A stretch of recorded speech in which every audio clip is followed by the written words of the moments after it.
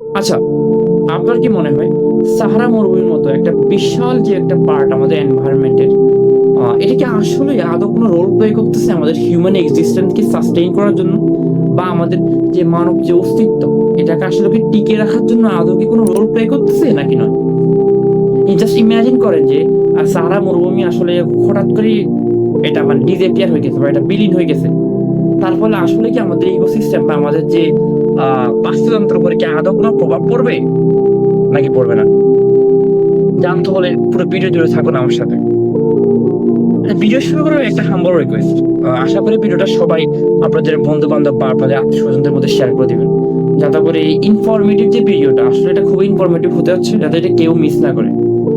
আসলে এই ভিডিও দেখার পরে আমাদের আসলে সস্তার যে সৃষ্টির প্রতি যে কনফিউশন থাকে বা যে ল্যাক অফ কনফিডেন্স থাকে, আসলে ওগুলো কিছুই থাকবে না।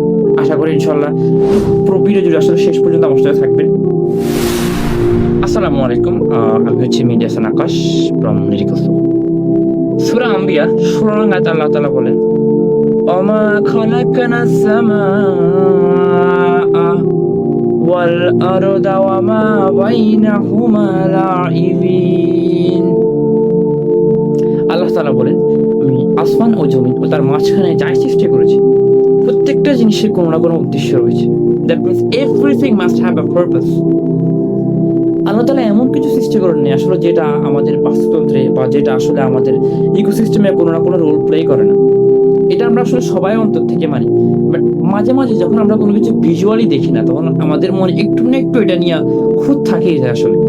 আসলে রিসেন্টলি আমার মনে একটা বিষয় নিয়ে খুবই কনফিউশন ছিল, যদিও এটা কোনো সন্দেহ না, বাট একটা বিষয় নিয়ে আমার খুব মানে উতলা ছিল ভিতরে, যে আসলে আমাদের যে সাহারা মরুভূমি যেটা আসলে আফ্রিকাতে অবস্থিত, আসলে এটার কি কোনো রোল আছে বা এটা কেন আদৌ কোনো রোল প্লে করে আমাদের আসলে হিউম্যান এক্সিস্টেন্সের জন্য বা আমাদের ইকোসিস্টেমকে আসলে ব্যালেন্স রাখার জন্য? আসলে আমি রিসার্চ শুরু করে দিলাম এটা নিয়ে।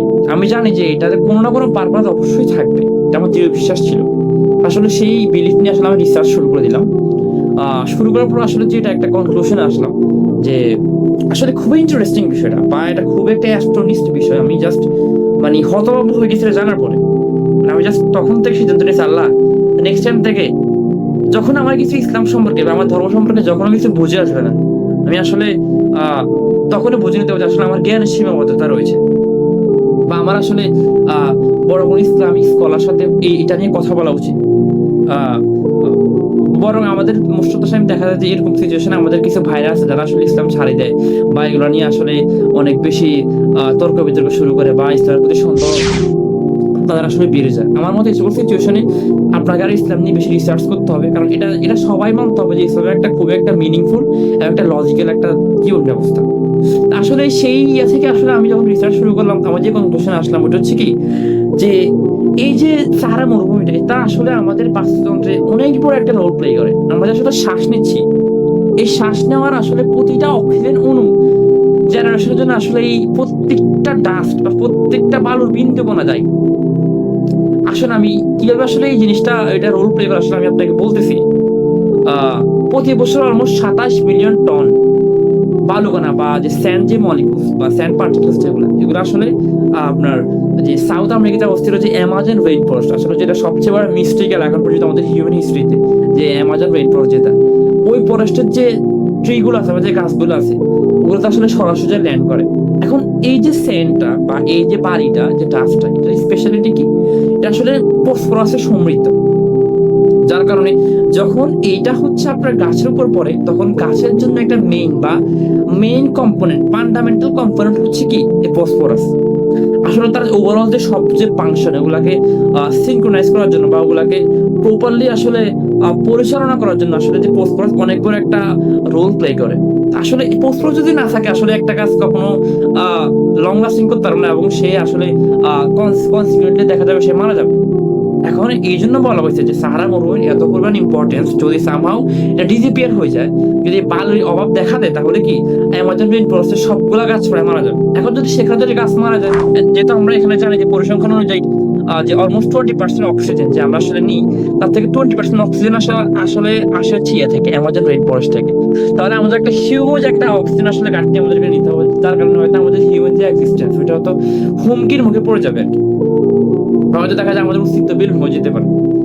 এই জন্য এটা একটা ছোট্ট উদাহরণ আপনাদের উদ্দেশ্যে বলা, যে ইসলামের কোনো বিষয় যদি আমাদের আসলে বুঝে না আসে, আমাদের উচিত সেটা নিয়ে গভীর বা ডিপ রিসার্চ করা, আমাদের আসলে উস্তাদদের সাথে এই নিয়ে কথা বলা, শেয়ার করা।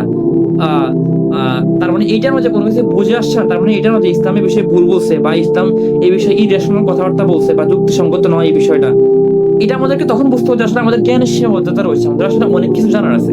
এটি হচ্ছে আমার আসলে আমার যে আসলে ইসলামিক যে ভাই বোনেরা আছে তাদের কাছে আমার এটা একটা আর্জি, আপনারা কখনো যদি এরকম কনফিউশনে পড়েন না, আশা করি আপনারা রিসার্চ করবেন, বা আশা করি আপনারা আপনাদের ইসলামিক যে স্কলার আছে আশেপাশে তাদের সাথে যোগাযোগ করুন। আশা করি ইনশাআল্লাহ আপনাদের ওই কনফিউশনগুলো ক্লিয়ার হয়ে যাবে।